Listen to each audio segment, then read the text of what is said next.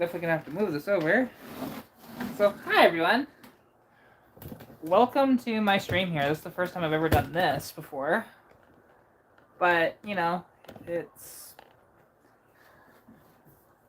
always a good time to try new things, to be honest. And, you know, like I haven't been on the exercise bike in a long time. Actually, I want to reset that.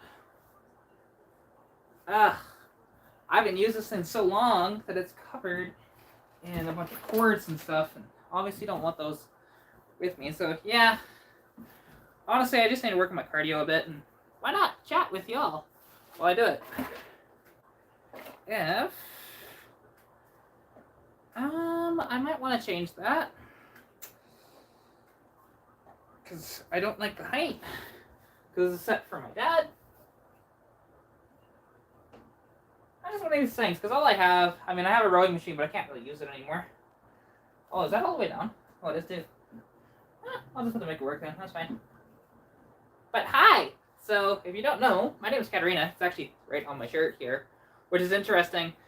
This is I only have three things that say actually my name on it that I can wear, but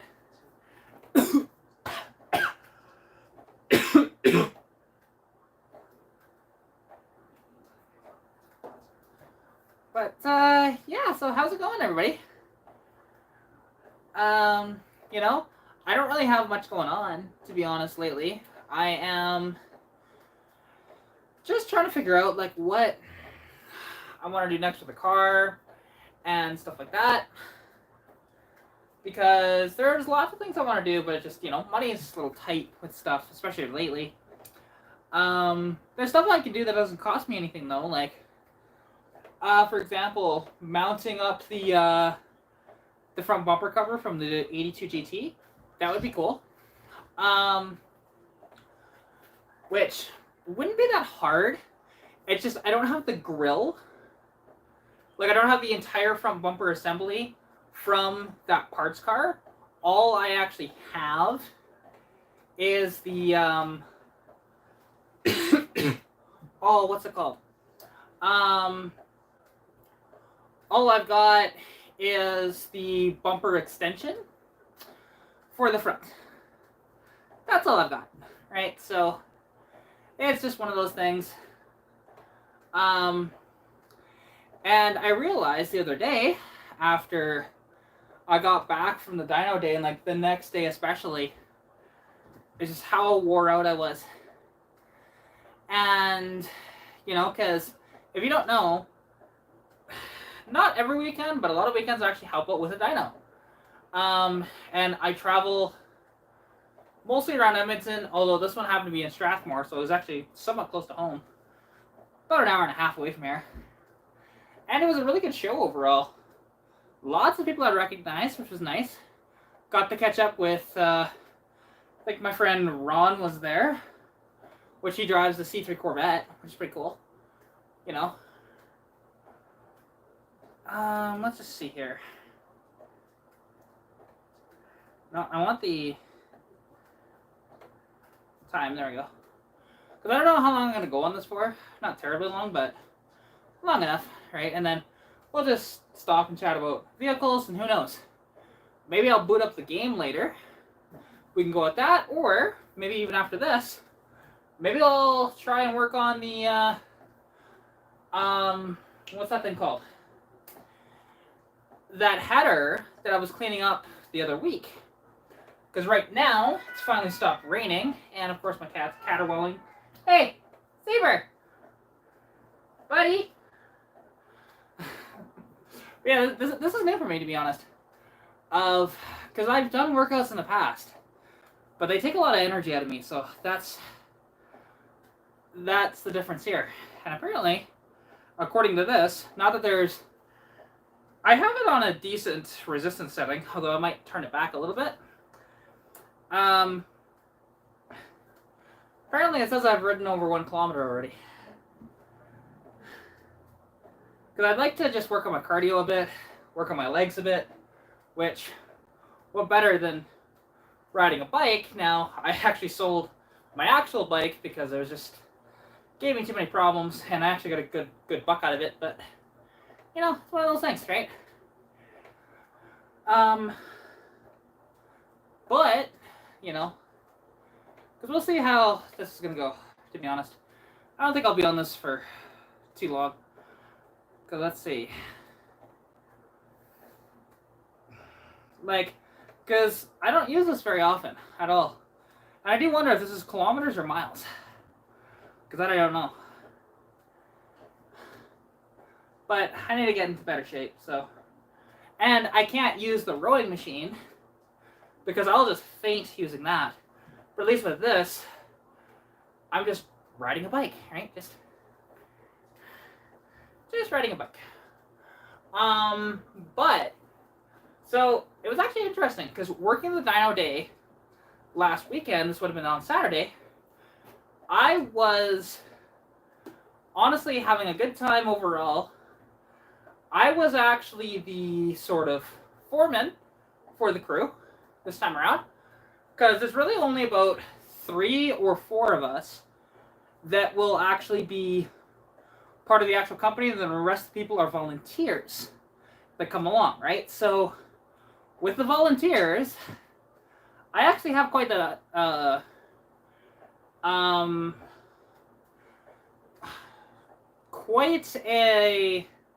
authoritative voice, or at least I can. And I had to use it a few times because people weren't listening. And because my job basically was when I wasn't just completely wore out, because towards the end, there was like 1 or 2 cars that I just did not have the energy to actually get up onto the dyno. So I let them take care of that. That was fine. Basically, my job was just to kind of supervise to make sure that they're strapping the cars down correctly and that sort of thing. And when it came to the back of the vehicle, like, I was looking to see what they were doing, and I wasn't really upset with anything they were doing. Just wanted to see how they were doing stuff and whatever else. And I was quite happy overall with how they actually did stuff. But there was a few times I had to yell, because, like, for example, loading cars up onto the dyno, right? That portion got to be annoying at times because I am trying to direct people, and there's 3 or 4 other people trying to direct them, and they're not paying attention to me. It's like, I'm the one that's in front. These people are at the sides. Their job was to let me know if vehicles were going to bottom out. Because we had some low vehicles, especially at the beginning. That was rough, trying to load some of those. Because that rat rod, surprisingly, actually wasn't too bad. But we had this 50, I think it was a 57, maybe a 56 Chevy pickup truck that was lowered, static dropped, and man, that thing was such a pain in the ass to load onto the dyno. It was like, I think, our second vehicle. It took us like probably 20 or 30 minutes just to get it up onto the dyno, which, you know, like, we didn't have like a ton of cars run either, so, which I kind of wish we did, that we had more, but that's okay. You know, that's how it goes. Whew. Legs are getting sore, but that's how this goes. Because I used to, actually, when I was younger, this was when I was in much better shape. I was a year out of being in high school at this point. Because I had graduated in 2015, yeah, and Pokemon Go came out in 2016. And I was in better shape then. Still wasn't amazing, but in much better shape. Because I was able to, I was riding my bike everywhere, because I didn't have a car, I didn't have my license at the time. I actually didn't get my license until I moved out here. Which was only a few years ago, so it just took me a while to get it, to be honest. It was just a lot of things that I was struggling with at the time, and a license wasn't a super high priority for me at the time, because just other things were taking hold. So, I might have to turn on that fan over there. Definitely gonna have to, but still want to keep going with this. Let's see, how far have I traveled? It's been 13 minutes though, which is not bad. And that's the one thing. Oh, it says 8.4. Oh no, that's speed. Hang on. Distance 1.9. So I think this is in miles, not kilometers. I think. I could be wrong.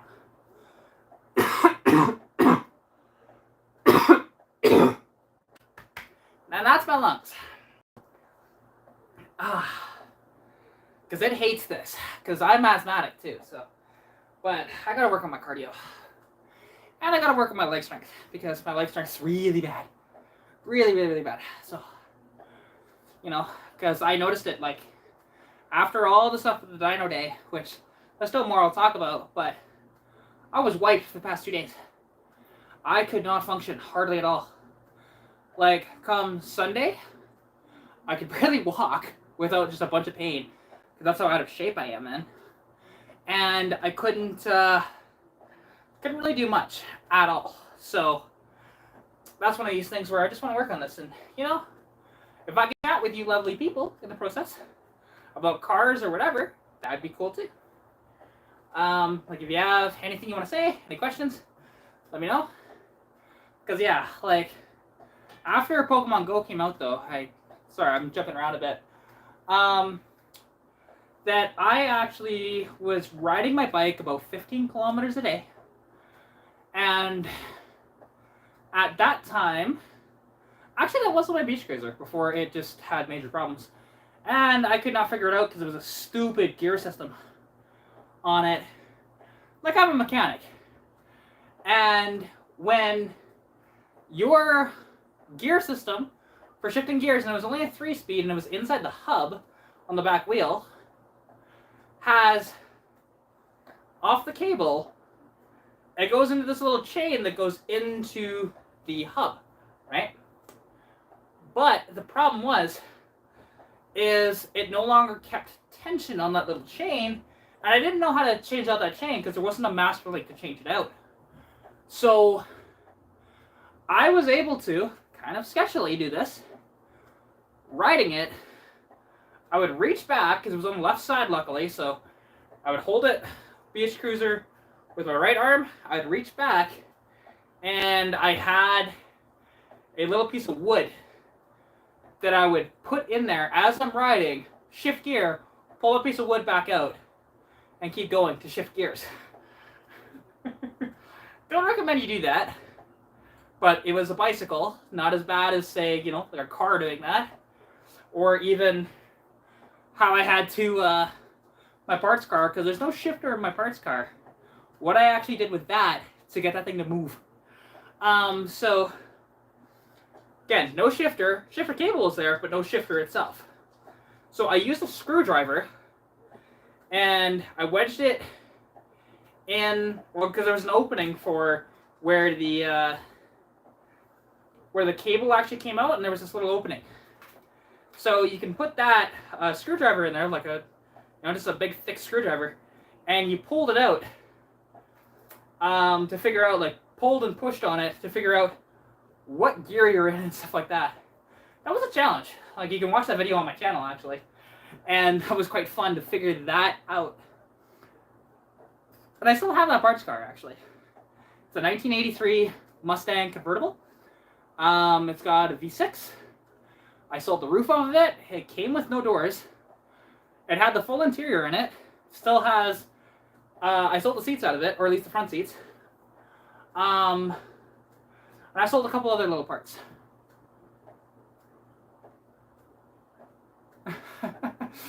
Yeah, CFC, I mean, that's one of those things where I didn't realize how out of shape I was until Sunday after the Dino Day, because I could just barely walk. Like, I had no energy. My legs were so sore that I just could not do it. Not anymore. So I could barely walk, and I was in so much pain that I just know I gotta work on this a bit more. So I'm thinking if I do this 2 or 3 times a week, not every single day, because that way I can have a couple of rest days here and there, go for more walks and stuff, I can get into at least a little better shape. And that's all I'm looking for, just so that I can also, this will help with some of my heart issues as well, with the cardio side. So, which, oh, that's right, my watch is in the bathroom. Damn. Because if I was wearing my watch right now, I'd be curious what my heart rate's at. But it's all good. I can feel my heart rate. And, like, I'm not riding it super fast, right? But that's the one thing, because when you see people, like, going really, really hard, they're training for something. For me, I'm just getting in better shape. Oh yeah, like I have a little smartwatch. It's not expensive, but it monitors my heart rate. It'll also do blood pressure, which is surprising for a little $40 watch. And actually, I've compared it to regular, like when you get your blood pressure done, like at a clinic and stuff like that. I've compared it to those machines, and it's really not that far off. It's actually pretty good. Whew. Because that's the one thing, I don't know what this machine, if this is in kilometers or miles. Because I want to say this is miles, just because it's taking forever for the distance to tick up. So far, in the 15 minutes I've been doing this, I've done 2.7 miles, which is pretty good. But I'm not dealing with other factors like, weather or even steep hills and stuff like that. I have it on a decent tension, which I might knock the tension down a little bit because my legs are starting to get sore.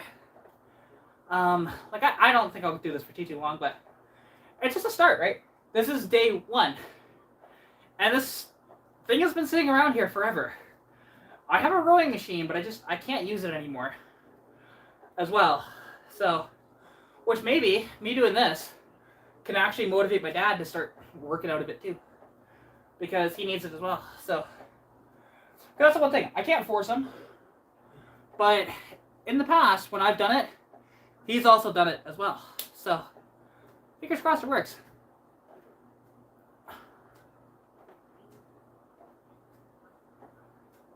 Well, fingers crossed on that. Because, yeah, high blood pressure and low blood pressure are scary things. I deal with both.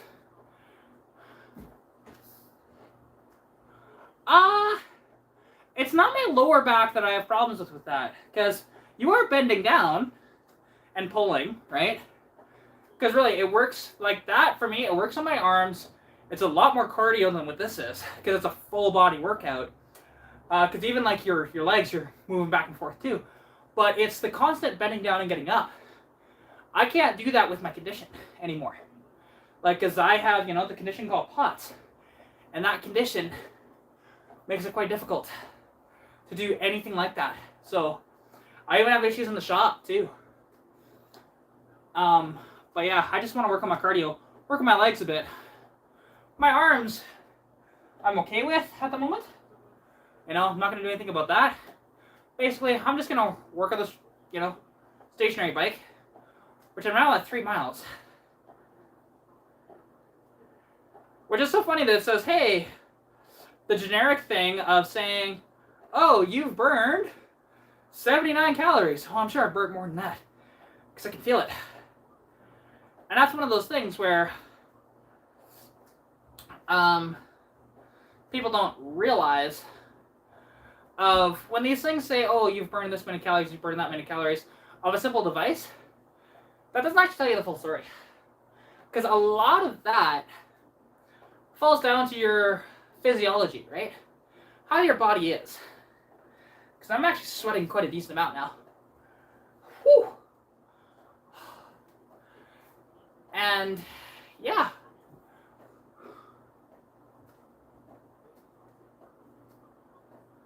Oh, definitely. And that's one thing, like, I have heart issues too, right? So, this is not only going to help with my, my legs, but this should make a difference with my heart as well. Give me that extra cardio. And it'll also help my lungs too, because I have bronchial asthma. I've had it since birth. And there is no way to fix my asthma. Because inhalers, they're not actually going to fix it at all. Because I've used inhalers and it hasn't really made much of a difference. It only makes a difference if I'm in an emergency situation, I have to take it. But taking it every day, once I became an adult, it didn't do anything for me. And I tried different inhalers. I have like 3 or 4 different inhalers in this house. And none of them have really done anything for me, aside from my blue emergency inhaler, which again, I only use on an emergency basis because if I take that daily, because my doctor kept asking me, well, why don't you just take that one daily? Because it increases my heart rate. Because it's just the blue inhaler, which is the most common for emergency inhalers. And I don't think she quite understands. But that's okay. You know, it's not the end of the world. And as you can see beside me, my lovely portable dishwasher. It can be. I have, so this was back in junior high. I was, I think, in grade 9. I used to be quite athletic when I was younger. But like I said, I've had asthma all my life. And I happened to be playing flag football at the time. And I took one too many hits of my inhaler. And afterwards, my inhaler just wasn't working anymore. My heart rate was at a steady, it didn't matter if I was sitting down or standing up or laying down, anything like that, a steady 193 beats a minute. For reference, my uncle, when he had his quadruple bypass surgery, his heart rate was only 170. So, the doctors at said hospital wouldn't do a thing for me. They checked my heart rate with 3 different machines. They thought I was taking drugs, so they did not want to actually do anything for me. When I told them no, I was just going really hard at flag football in gym class. And, you know, because that was the one thing. I was actually a really good receiver when it came to that, because I was fast. And that's one thing, even when I played soccer when I was younger, because again, I think I stopped playing soccer either in grade 8 or grade 9. But I wasn't really good when it came to controlling the soccer ball, by any stretch. However, me on defense, I could steal a ball away from everybody because I was faster than them. Because something that I could do, and I can only do this in short bursts. Can't do this anymore, I'm not in shape. I might be able to get this back when, you know, if this actually pays off. Doing this and maybe doing some other workouts. Working on my car, etc., etc. Whew. Yeah, luckily I've got Powerades in the fridge, because I'm going to need them very shortly here. I want to get to, basically, I want to get this to 30 minutes on the live stream before I do. Which I'm only, you know, basically 7 minutes off, so. And by then I'll be at, because I want to say this is in miles. But I don't know. I'd have to find the owner's manual for this, which I don't know where that is anymore, and figure that out. Because I'm actually at 3.7, it says on here. Because kilometers don't take long at all to travel. Not in the slightest. Because, hell, I could walk basically a kilometer, because I actually walk fast. Because of my mother growing up, she was always just go, go, go all the time. So it made me, oh, okay, there we go. Well, right now I'm not listening to any music, but when I do, it's usually heavy metal, hard rock, that sort of thing. Bands like Linkin Park, Disturbed, Evanescence, sort of thing. Sometimes I'll listen to Stone Sour, that sort of thing. Even 3 Days Grace. If I'm feeling a little more upbeat of a tempo, I'll listen to like happier stuff like Avril Lavigne, or, you know, maybe even some Blink-182. It's all over the place. I don't really listen to much for like rap or anything. But this is in general, like, usually on my phone I don't necessarily have like a workout playlist. Like, I'm not listening to music right now, because my head would just be like freaking exploding if I did. Whew. Come on. Come on, cat. You can do this. Whew. Yeah. It's amazing how just simple pedaling like this, you can really get a workout. Quite the workout. Which after this, yeah, I'm going to have to grab a towel and just dry my face off and just dry myself off of it.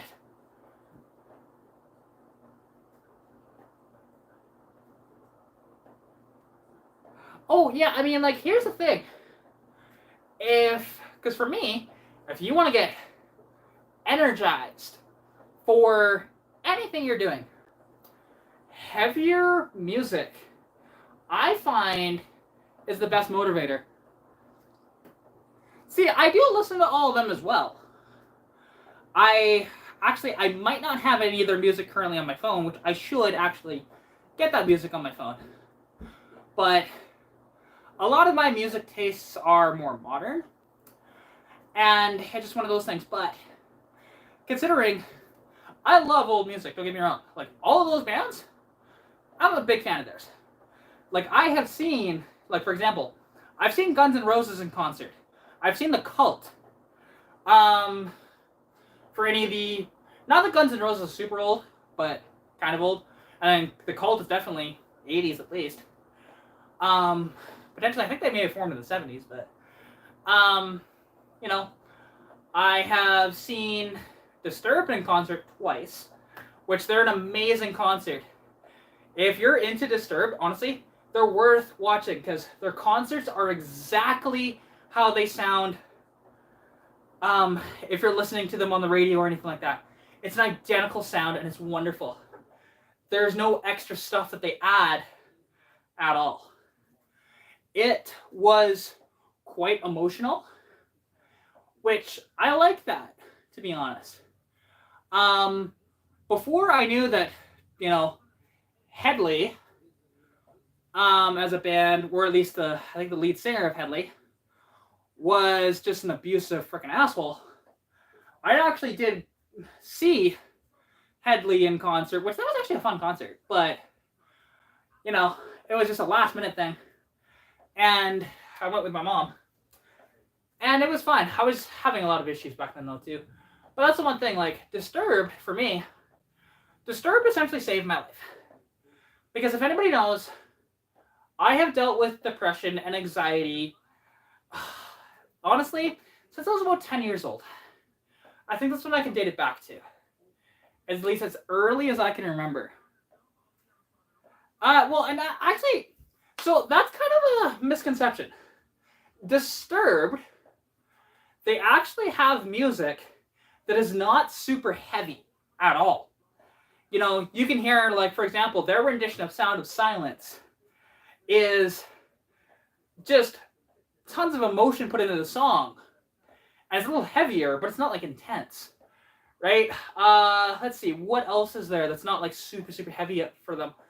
They've also done, there's actually, not that I'm a big fan of it, but they actually did a U2 song as a cover. And because I actually like U2, I like their music, but hearing David Draymond try and do U2 just didn't really work for me as well. Let's see, what else is there? Just drawing a blank, because no, not Believe, definitely not.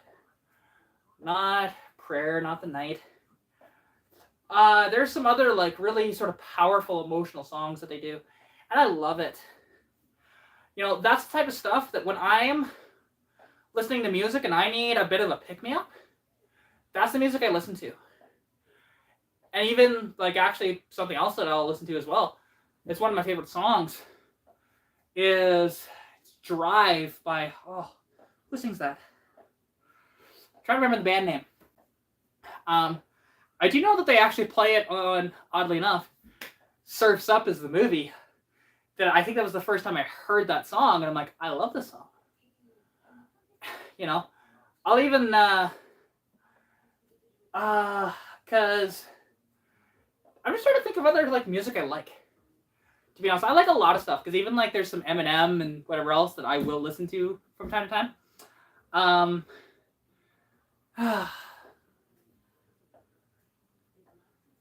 Interesting. I don't know if spoken word would do anything for me when it comes to especially trying to get energy to do something like this.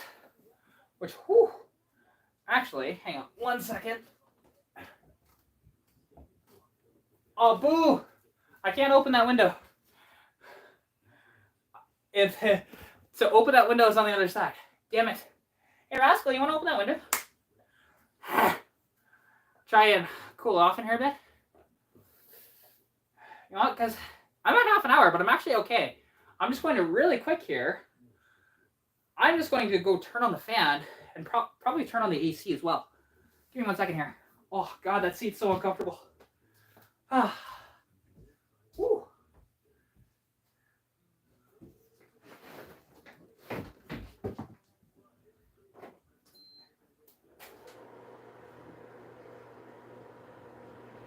Hi, Rascal. Oh, don't close that. I need that open. Oh.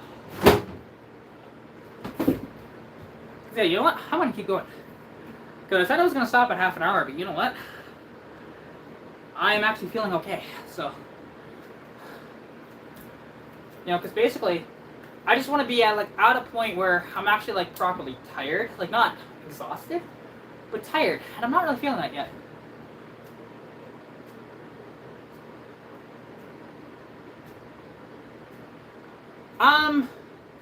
Yes, you know, it's not a Cars tune. It's not Deftones either. Genuinely, if you look up the soundtrack for the movie, pretty sure it's Happy Feet. No, sorry, it's Surf's Up. Surf's Up. Look up the soundtrack for Surf's Up. There's a song called Drive. Can't remember who sings it right now, because again, when you're doing this, your brain doesn't work to capacity.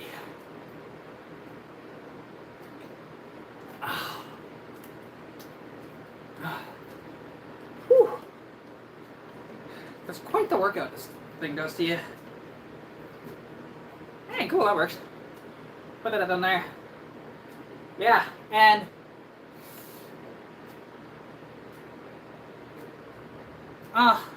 no, well, it's no worries. Because I'm trying to think. What is the band called? I've got it on my phone, but I can't play it due to copyright reasons. That, and I'd have to get off here to find that on there. See, I should have moved the laptop up here so I could do some searching and stuff if I needed to, but that's fine. And my other phone is in my car, which I have 2 phones, but technically this is the only one that's hooked up for any services. The other one is strictly a camera for me, just a spare camera if I need it for any of my YouTube projects. So, which I haven't really used hardly at all. There you go, Incubus. Yes, thank you. Yeah, so it's Incubus Drive. I love that song. I don't know if I know many other Incubus tunes, but that one is good. Oh, I can imagine Georgia being hot in the middle of summer. You know, like here, it actually, last night we got really good rainfall. A lot of rain, which we needed, but luckily, the hail that came down wasn't anything serious. Just a little bit. And, you know, like here, we don't typically get the flooding that down south does. Okay, that just popped up again. Oh, it's because he redacted his comment. Okay, that's why. I was like, huh? What's that about? But yeah, gotcha. Yeah, because, I'm at 5 miles. Oh yeah. I didn't know how long I'd be able to do this. I only thought I might have been able to get about 10 minutes in, but I am, 34 minutes in and still going.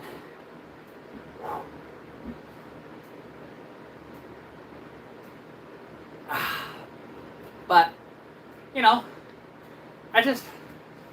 my love of music though, it goes really deep. Yeah, see, that's one thing I actually have troubles because of my lungs the way they are. I'm actually mowing the grass, so my dad does it. Anything that's like super physical, I have issues doing. Because again, my asthma, and then now with my heart as well. So I gotta be really careful when doing a lot of stuff. Because it can be rough.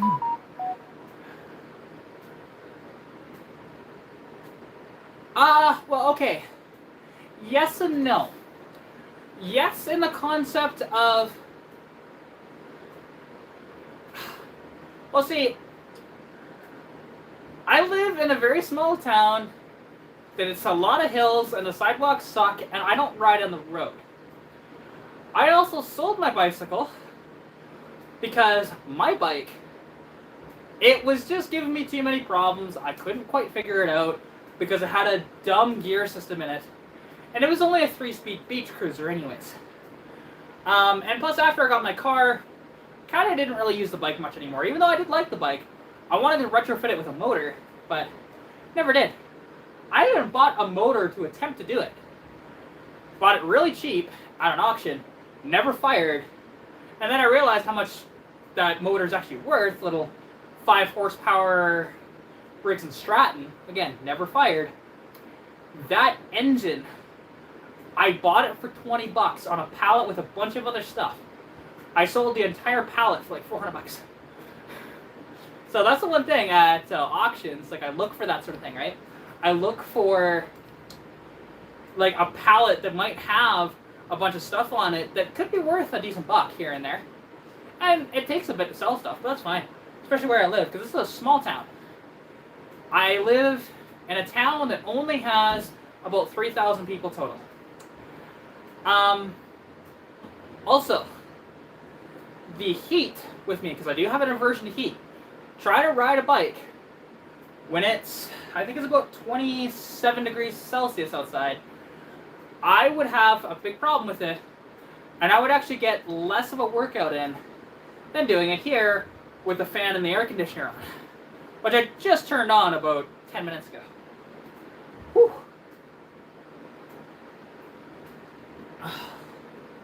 So, that's one of those things. For most people, yeah, being outside would actually be better. For me, better from inside. Plus, if I have any issues, because like I said, I have a lot of health issues. If I have any issues, not as bad anymore. Because a lot of the fires have subsided here in Alberta and BC. A lot of them are really bad, though, in eastern Canada. There's still forest fires around. But we went from over 80 active forest fires in the province down to, I think we're at like 15 at the moment. So nowhere near as bad. The smoke, I can't really feel it at all. Because one thing is, if the smoke was an issue right now, I probably wouldn't even be doing this. Because I would just wear myself out so fast. And it's just kind of dangerous with my lungs the way they are. So, you know, that's one thing. Because, like I said, I've had bronchial asthma since birth. I literally have stuff stuck to my lungs since I was born. And there's no way to fix that without actually getting new lungs. So that's why, like, inhalers don't really do anything for me other than an emergency situation where they do help. But that's about it. So, and my body over time when it comes to medications, builds up quite the immunity quicker than most people's bodies. So, yeah, and by the way, you don't have to, like, retract your comments either. I don't have a problem with you saying the stuff you are. That's totally fine. Because I keep seeing you do that, and it's just like, it's not necessary. It's okay. Because really, I'm not upset by any stretch. Because really, the only time I'd be like somewhat just like, what the hell, is if you decided to be misogynistic or just a general asshole, right?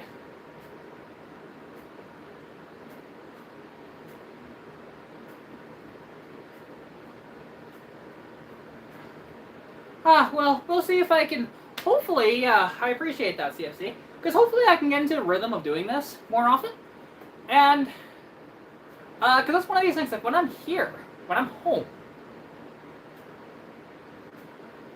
fair enough, but the one thing is, because people, after the fact, if they decide they want to watch this live stream after it's over. You retracting your comments means that people don't see them afterwards. And so if I reply to your comments, they don't necessarily know what's going on as much, right? There's no context to it other than me right now explaining that. So that's all. Whew. All right. I am getting pretty close to being done here because my legs are starting to give out. So I just want to get this to 6.0 for distance, and then I'm good. Because that's been a constant, not quite full 40 minutes here, because I did get up, and do that, but really quick. But that was like 20 seconds. So grab a drink and turn on the AC and fan.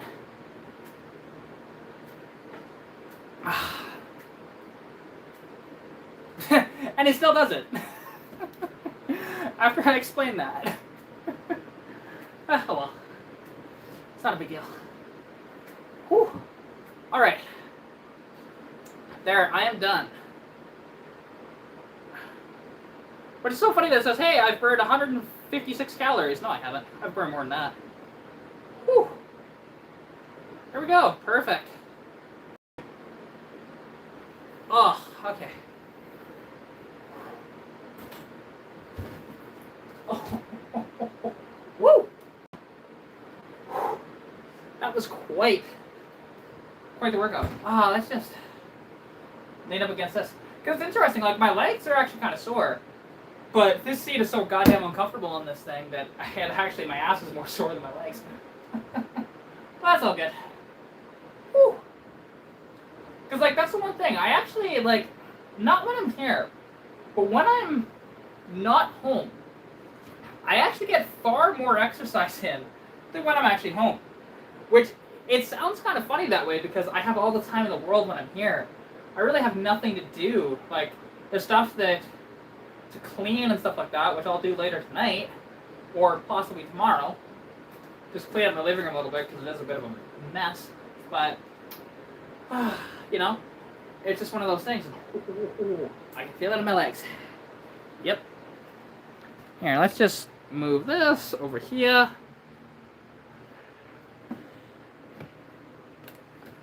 And then, there we go. Bring those down. Ooh.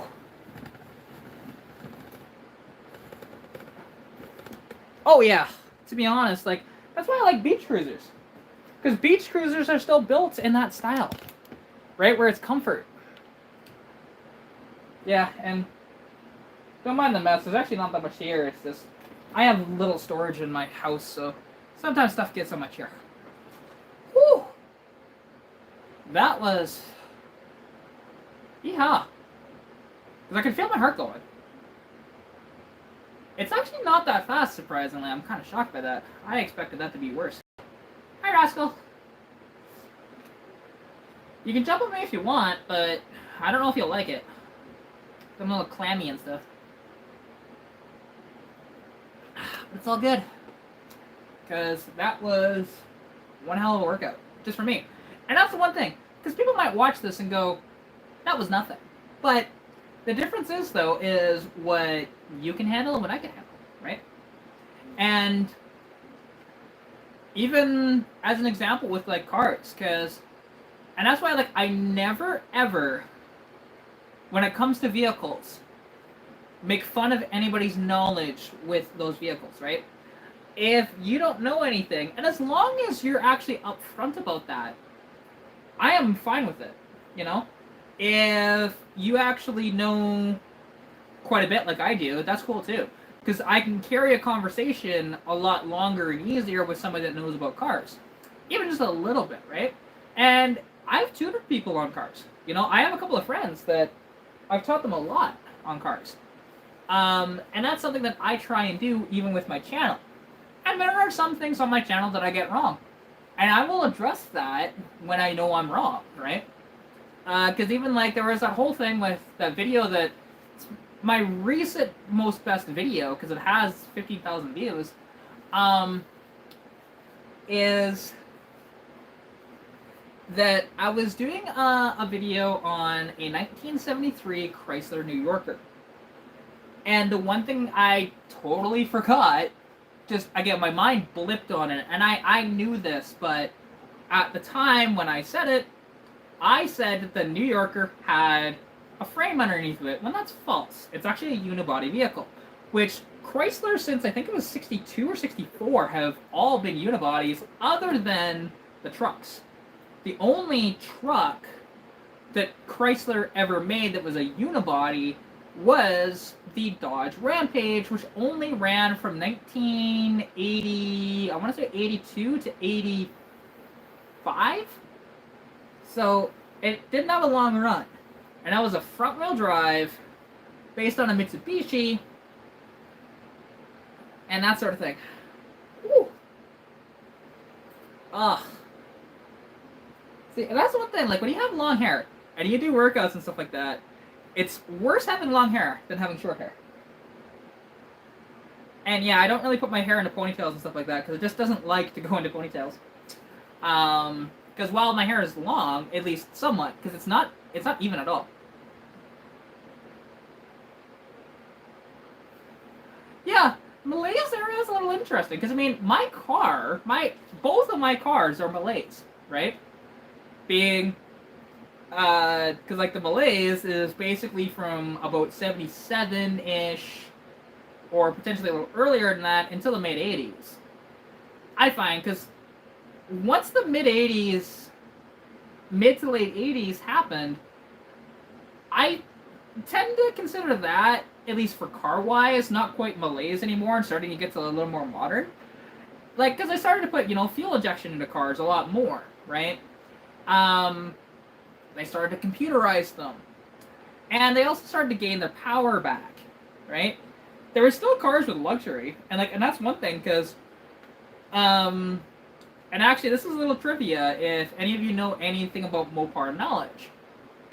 What was the last Mopar prior to the Dodge Charger and Dodge Magnum and Chrysler 300 to come out in 2005? When was the last rear-wheel drive Dodge product? Or technically Chrysler in this instance. But Dodge may have made a version of it, but I think it was mostly a Chrysler. And I'll give you a hint, it was built in the 80s. But because people are surprised by this if they don't know. And it's a car that I'm a big fan of because it was the last rear-wheel drive V8 powered vehicle until, like I said, the Chrysler 300, Magnum, and Dodge Charger came out in 2005. And because a lot of people don't even realize this car exists. When they see one, they might think it's a K car, but it's actually not. It's quite the boxy figure on it, but it's actually bigger than a K car, and like I said, it's rear-wheel drive, where every single K car and K car variant was front-wheel drive. Also, every K car had a 4-cylinder, or some had V6s, but those K cars were modified K cars. So, but regardless, still front-wheel drive.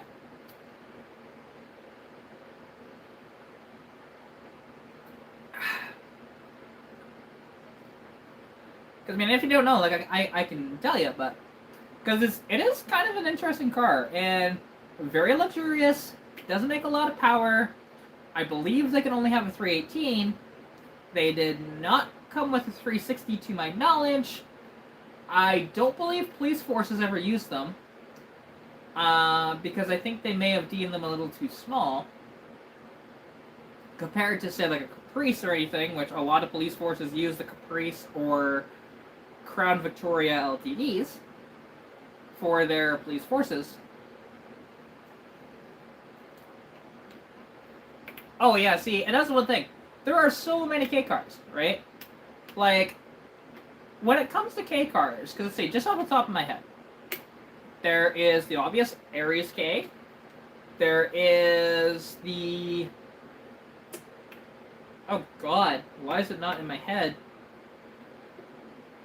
There's like the Plymouth Acclaim. There is the My mind is blanking on this, but there was a lot of K cars. And there was a lot of modified platform K cars. So what I mean by that is they actually called the platform a different name, but it actually goes back to the K car. So, like the Chrysler L bodies, which was the Omni, the Charger, and the Plymouth Horizon, were all Chrysler L bodies, which again is a modified K car.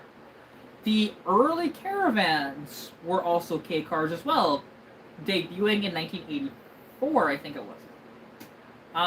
And which the cool part is about those K car Caravans, you could actually get the 2.2 turbo with the 5-speed in a Caravan. And it's still one of the fastest minivans to this day, which is incredible to think about. Because the motor only made, I think it was like 180-ish horsepower, right? But the van didn't weigh that much. You know, it was under 3,000 pounds. And just with everything, now it'd probably be very sketchy, but that van could go 150 miles per hour, right? It's not, it's no slouch. Now, I'm sure it'd probably take quite a while to get up to that speed, because again, turbo technology and whatnot, especially back then, wasn't great. Compared to, like, modern turbos, there's not really much turbo lag at all anymore. Where turbo lag used to be really bad, but, you know, we have, like, these nice ball-bearing turbos and stuff like that nowadays, and these ceramic-coated turbos, too, where it makes it so much better than the old turbos. Just one of those things, right? And, like, the thing is, because that's something I want to do in my car. I want to turbo it. And it will eventually happen. We'll just see when that is a thing. Because I'm still waiting on my buddy Brian to, because he actually said that he would design and build me a header for my car that actually could have a, you know, a turbo on it, right, for that header. So that's just something I'm waiting on, because, and again, he's been busy, he's had a lot of stuff going on, and like, there's no rush for it. I would just love if that could happen this summer. Maybe not the turbo per se, but at least having the header on, because what I'm going to do initially, because again, I have unlimited access to a dyno, right? The dyno that I work at.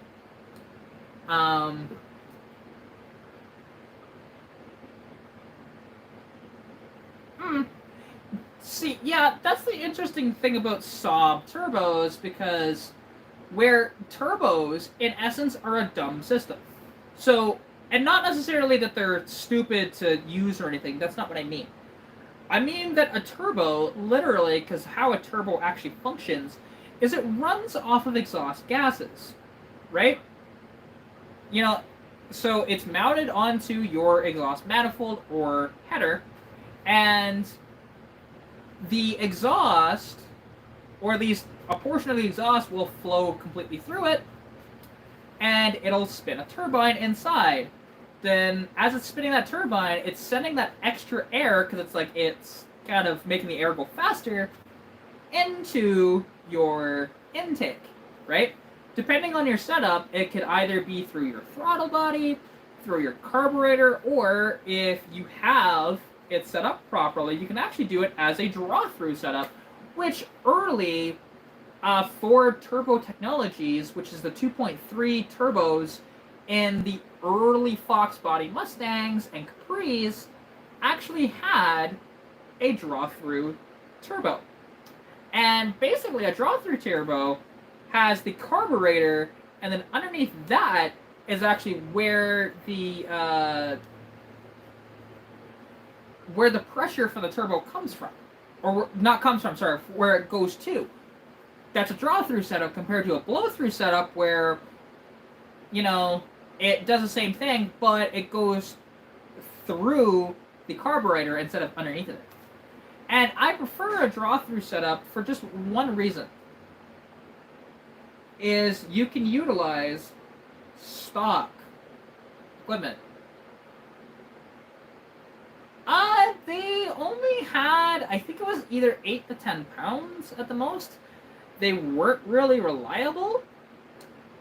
The turbos themselves, like they weren't very big, but they had issues with it. There's a reason why they kind of tabled the idea, and then they built up the motor a little more, and then tried it again.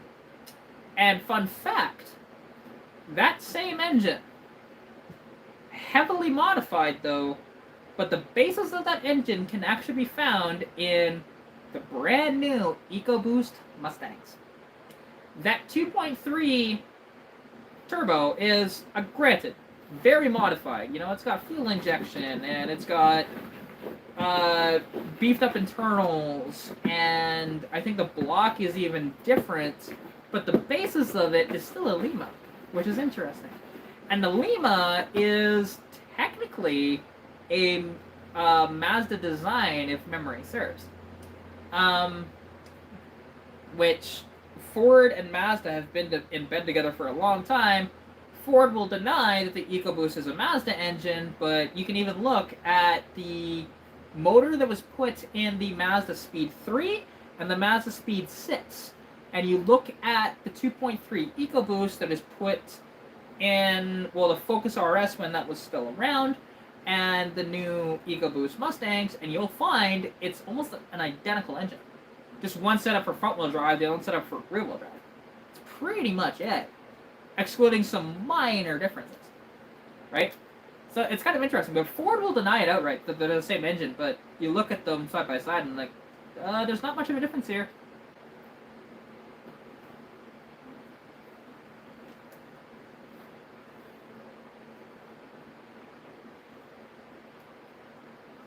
Well, see, here's the interesting thing.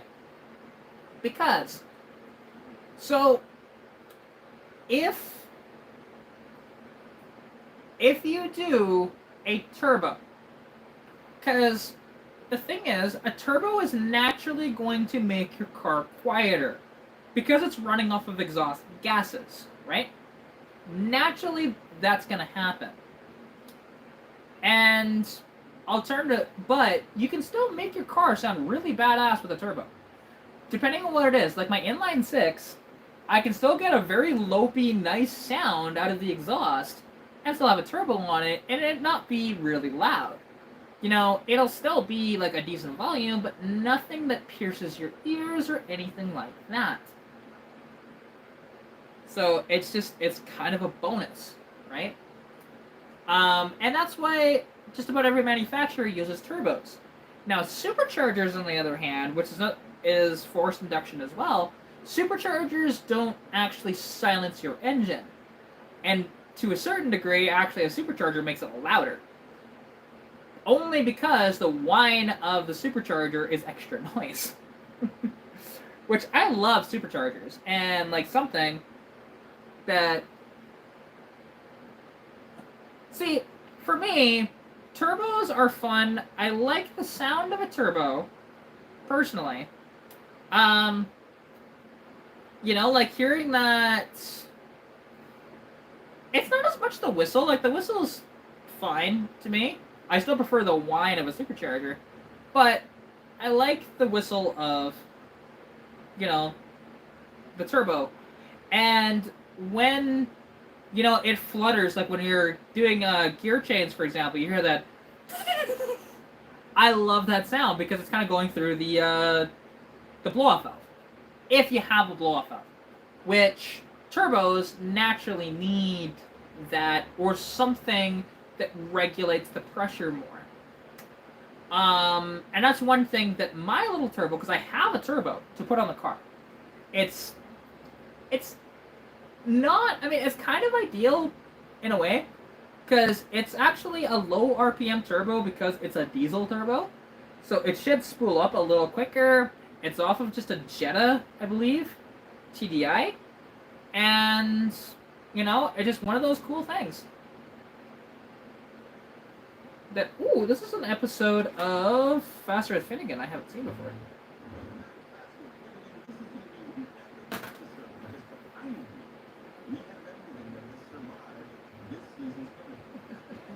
I am going to push record on that, because my dad's probably going to want to see that too. But, yeah, and so And like with a supercharger, there's a lot more disadvantages compared to a turbo. Because where a turbo, you're literally taking wasted energy and creating it into extra power. Where a supercharger actually requires a certain amount of power to actually turn the splines, to turn the supercharger, right? And that's the problem. Like, I was actually offered for free a 671 blower for my car, but I'm like, I told him no. The reason for it is it just is not going to work at all for my car. Like, a 671 blower on the inline six, because if you know anything about a 671 blower, it takes about 80 horsepower just to turn the damn thing. My car is only making about 100 and maybe 20 to the wheels. Actually, I can do the quick math on that. Because I know what it makes for horsepower, and I can do the quick math to get it to engine power. Hey, Saber, come on. Come here, bud. There you go. Hi, buddy. How goes it? Me? Sir? How goes it? So this is my cat, Saber. Ow! Ow!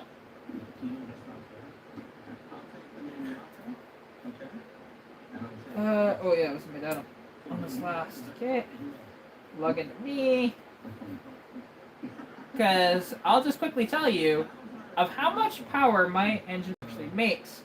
Because that's something that people don't know.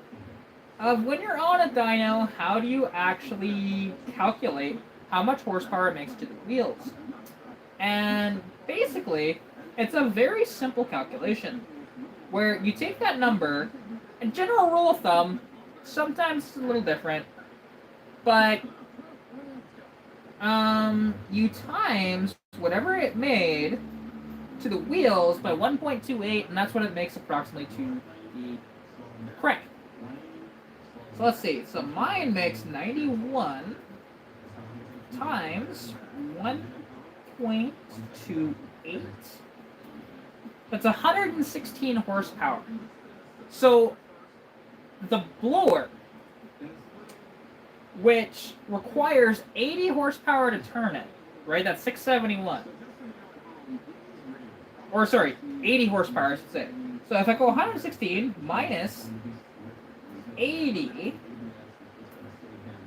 is 36.48 horsepower. So my car would effectively, before making any sort of boost, just to turn the damn thing, would only be making about 36 horsepower. So for me to actually get back to where I was, I'd have to make about 10 pounds of boost, and which is a problem, because 10 pounds of boost is when that motor, that's its limit. You can't do any more than that without doing internal work to the engine.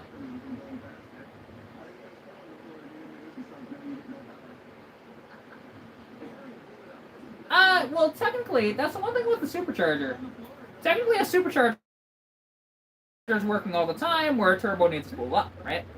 That's the only benefit to a supercharger, is as soon as you give it any sort of gas whatsoever, that supercharger is adding extra air into the motor.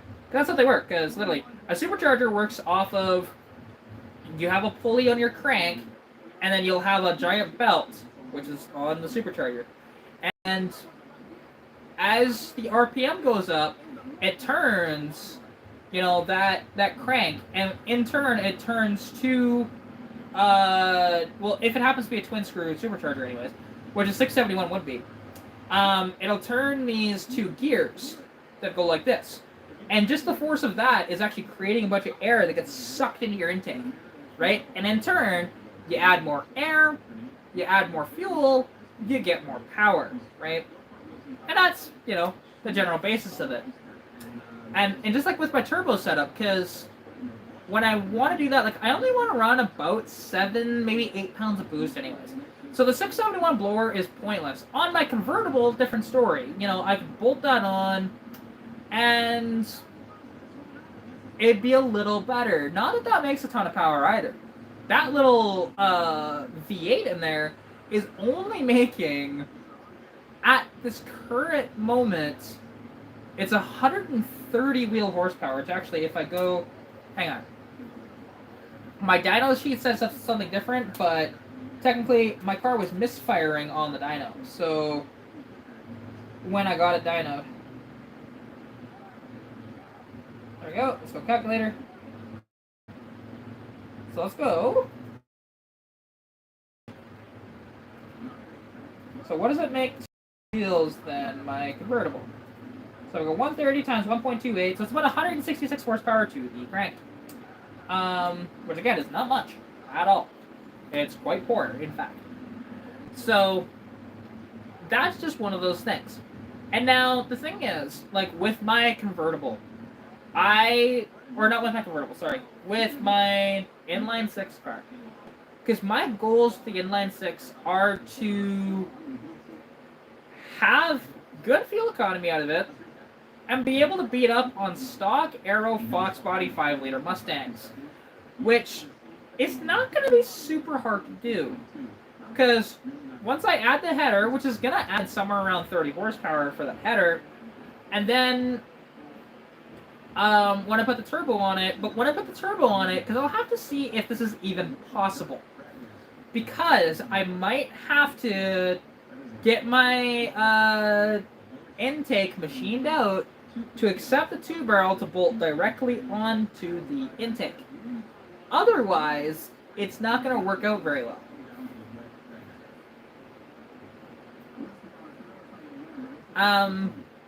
And the reason for that, because I am sneaking a suspicion that trying to jam all that air through a 1-barrel hole, like, because I have a 2-barrel carb on the car, but it runs through an adapter, and that adapter is going to the original 1-barrel hole. And now that's the one thing. I don't know how much it would actually cost. I would have to ask around to, because basically all they would do at a machine shop is they would take that, because the head and intake are actually one piece, they would take that. Okay, no, so CFC. The thing is, anything you do with a 200 inline 6 that isn't just a cam and a header, you have to make custom. Everything is custom. If you want to get internals done, they're custom internals unless you're just doing factory originals. If you want to, like, literally just about anything. So that's the thing. Having a 4-barrel on there makes 0 sense. Just air-wise, at least, I don't think I'll need it. It's possible that I could, but I don't think so. Because people have done this successfully with a 2-barrel, and it's no problem. Because 4 barrels are it's just too much, CFM, and now, yes, with the turbo and everything, it might make it where a 4-barrel might actually work, but we'll see, to be honest. It's something I'm still trying to figure out of exactly how I want to do it. I know that, for the most part, that I can bolt it on, and all I'll have to do is, like, once I run everything, I'll have to just jet the carburetor higher for sure. I might need to go to a high-flow fuel pump, which I would just go to an electric fuel pump, because there's no way they make a mechanical one for that. Coincidentally, like, something I could do, because it's all going to be done via mechanical, right? I don't want to run the thing off computers. But I do want to do one thing. And I would like to go to a MSD ignition on the car, but that's about it. Which might actually be done because I want to talk to my buddy Keith about it. Is if he would be okay, because again, I technically owe him money for the coil and the MSD system in my convertible, but we might be putting the convertible closer to stock to make it easier to sell. Oh, exactly. Like the one thing is, so with my car, because like I said, I'm gonna have to talk to people that have done this before, and figure out, okay, how do I want to do this, right? Theoretically, because theoretically I know what I have to do, right? It's just rejetting the carb, and if rejetting the carb is still lean, then I will have to add more fuel. Just in general, right? So we shall see. And yeah, because that's the one thing. My car is my daily driver, but because like I was saying, the MSD ignition, because I have an MSD ignition that is in my convertible. It hasn't been used very much.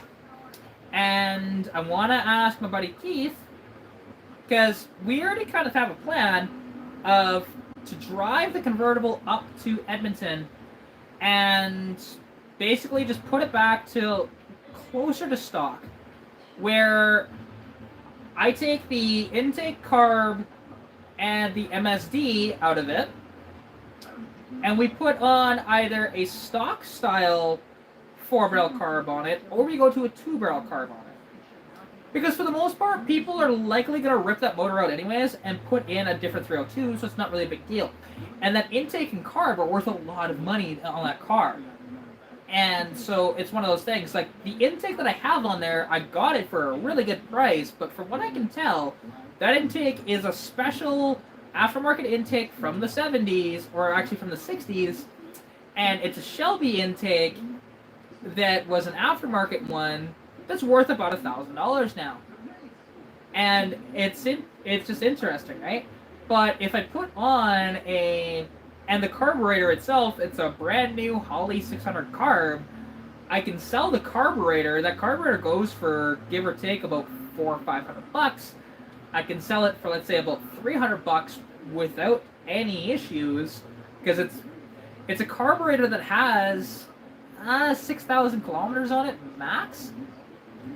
Maybe a little more than that, but not by much. And so, and then that intake, like I said, is worth about $1,000, but you know, I'd take less than that for it. And then I could put the MSD in my car, and then I can sell the car for cheaper, because as much as I want to keep the convertible, I can't afford to run 2 cars right now, so, and I really need the money, because I need to pay out bills and stuff, so it's better off this way. So yeah, maybe, I don't know, because I do have the money right now to where I can put a temp tag on it and I can get up to Edmonton. I just need to see if Keith has enough time, because basically we need to oh hey, no worries. And yeah, it should, to be honest, because yeah, I just need to talk to him, because he's totally cool with, you know, helping me out with the work, but I'd like to put that MSD in my car.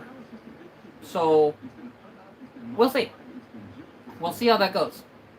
And because I'd like to see the difference it makes with just a regular MSD 6A box over a stock Ford box, and put it on the dyno to see how much of a difference it makes. And that's something that I could actually do as a video to kind of explain to people. The only variation I'm going to really have is temperature on the day and stuff like that is going to be the only variation, because both are probably going to be done in Devon, right? So, which the first dyno was done in Devon with that car. So that'd be something to kind of play with and see. And who knows, maybe we'll see on the inline sets. But anyways, I think I'm actually just going to end the live here. It was actually a very good live, and it was a nice workout I got in, so I appreciate everybody for tuning in.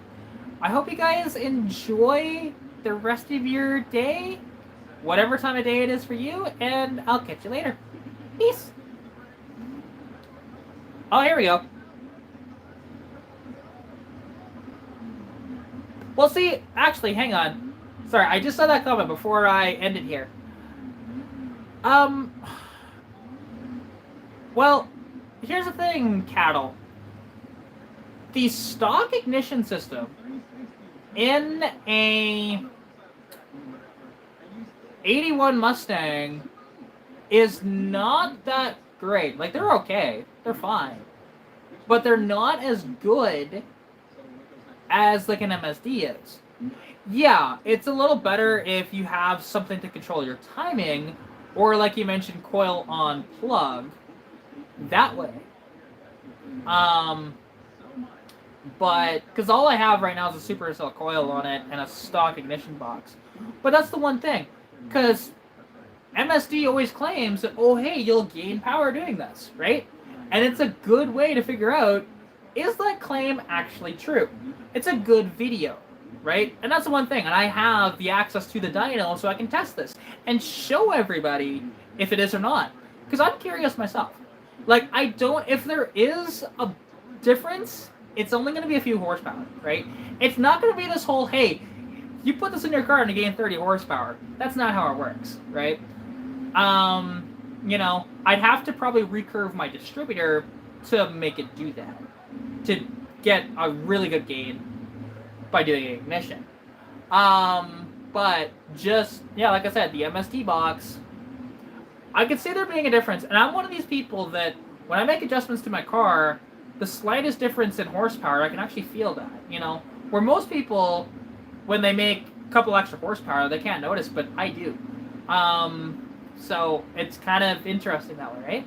And it's just a fun test. Plus, I like the idea of the MSD box, too, over what I have. Anyways, it just looks better, and also, it can perform better, too. So, we'll see.